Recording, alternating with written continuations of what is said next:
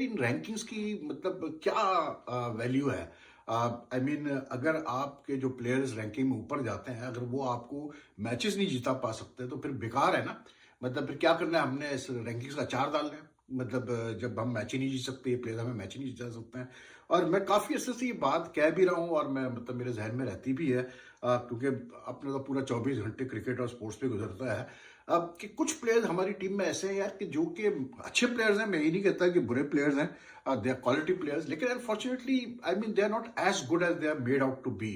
मतलब शाहीन शाह अफरीदी की अगर आप मिसाल लें, तो जब से पर्थ टेस्ट खत्म हुआ चौथे दिन, उस दिन से मैं यही सोच रहा था, मैंने कहा यार अगर इस पर्थ विकेट पे मतलब अगर शाहीन शाह अफरीदी नहीं विकेट्स ले सकता तो फिर ये किस पिच पे विकेट्स लेगा, वो भी खास करके सेकंड इनिंग्स में भी, जब इतना मतलब ज्यादा बॉल वो अनइवन बाउंस था और सब कुछ था, पेस था, उसमें भी मतलब विकेट अगर शाहीन शाह अफरीदी उस तरह से नहीं ले पा रहा है जिस तरह एक टॉप फर्स्ट फास्ट बॉलर को लेना चाहिए, तो फिर कब शाहीन शाह अफरीदी विकेट लेगा?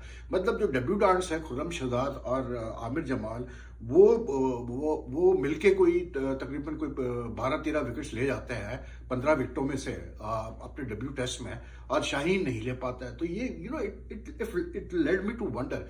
तो मैं ऐसी शाहीन शाह के स्टैट्स चेक कर रहा था and I was really disappointed to see कि यार हम कहते हैं कि जी वो बहुत अच्छा बॉलर है, और उसके फिगर जो है ओवरऑल अगर आप देखें तो टेस्ट में उसके मतलब जैसे 28-29 टेस्ट में उसके तक 100 से ऊपर विकेट्स है, ओडीआई में भी 100 से ऊपर विकेट्स है, वो सब ठीक है। लेकिन how many match winning performances has he really come up with in ODIs and test matches?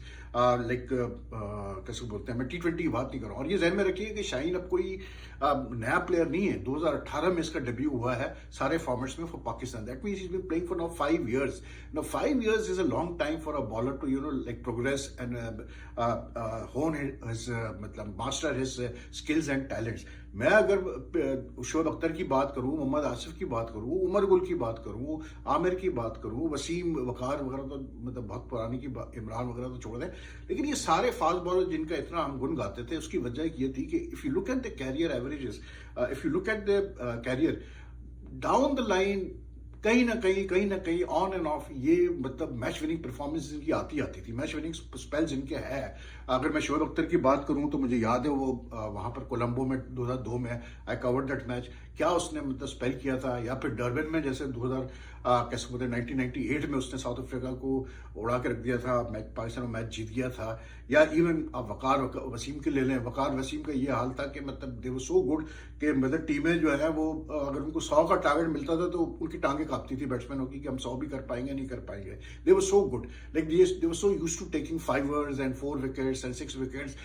Similarly आप इवन आसिफ को देख लें, उसका रिकॉर्ड उठा के देखें कितनी उसने मैचेस जिताए पाकिस्तान को, some of his spells I have watched myself, और क्या वो बॉलर था। आमिर ले लें आप, आमिर आसिफ ने मिलकर ऑस्ट्रेलिया को जो लास्ट टाइम पाकिस्तान ने ऑस्ट्रेलिया को हराया कहीं पर भी, दैट वाज इन लाइक कैसे बोलते हैं आउटसाइड एशिया। तो इंग्लैंड में जब इन्होंने हराया था ऑस्ट्रेलिया को हेडिंगली में 2010 में, तो दोनों ने और उमर गुल ने मिलकर कबड़ा कर दिया था ऑस्ट्रेलिया का, इतनी अच्छी बॉलिंग की थी, 100 से अंदर बाहर कर दिए थे। तो they have those performances to back them.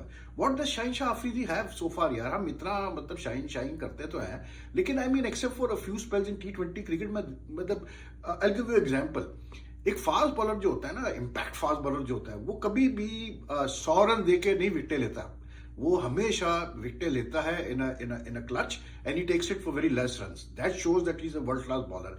अब शाहीन का मैं रिकॉर्ड चेक कर रहा था in Australia, in New Zealand, in South Africa, in what do call it कैसे बोलते हैं अपना, even in Karachi, even in Pakistan itself इसकी विकेटें हैं, तीन चार इसने विकेटें लिए, 4 विकेटें भी लिए, लेकिन in all the cases mostly मैं कह रहा हूं, all his wickets have come after giving away more than 100 runs or in very expensive spells. So if you're going to take 4 wickets for 120 runs or 108 runs, तो फिर तो बात नहीं बनती ना, फिर आप अपनी टीम को नहीं जिता सकते। तो most of his effective spells up till now have come either in UAE or in Sri Lanka or in Bangladesh, or he's done what do you call it कैसे बोलते हैं, श्रीलंका में उसने अच्छा किया है, in these places UAE वगैरह में उसने अच्छा किया है, in these places he's done well, but outside these places like जो 2-3 वेस्ट इंडीज में इसका रिकॉर्ड अच्छा है शाहीन का, लेकिन अपार्ट फ्रॉम दैट ये जो 3 मेजर टेस्ट प्लेइंग नेशंस है, यहाँ इसका रिकॉर्ड नहीं है। तो I mean where do we stand as a cricket nation? पर अगर हमारा प्रीमियर फास्ट बॉलर विकेट नहीं ले पाता है टेस्ट में और ओडीआई में, उस तरह से नहीं विकेट्स लेता जिस तरह उसको लेनी चाहिए, तो where do we stand? Then similarly come to Babar Azam. Babar Azam बहुत अच्छा बैट्समैन है, हम भी मानते हैं जी, उसने रन भी किए हुए, ऐसा नहीं है कि उसने रन नहीं किए हुए, तीनों फॉर्मेट्स में उसने रन किए हुए, उसने शो किया हुआ है कि वो क्वालिटी प्लेयर है। लेकिन I mean honestly, I mean in he has also now been playing from 2016, उसको भी 7 साल हो गए खेलते हुए। 7 साल में कितने मैचेस बाबर आजम ने डिफरेंट फॉर्मेट्स में जिताए? जिताए उसने, मैं ये नहीं कह रहा नहीं जिताया उसने जिताए, जनरली इन T20 और ओडीएस, ठीक है ना। तो आई मीन बाबर भी उस तरह से नहीं, पर्थ में जिस तरह से दोनों इनिंग्स में आउट हुआ है।